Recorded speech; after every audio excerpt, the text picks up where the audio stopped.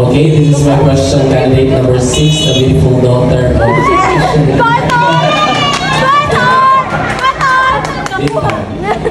Here's my question. Kung ang kawatan, ikawatan, pwede ba siya mo report sa pulis? Then my question. Kung ang kawatan, ikawatan, pwede ba siya mo report sa pulis? Magipindi mo siya na judge kay siya o mutukan siya. Pangalan niya. Thank you. Kamay mo, paka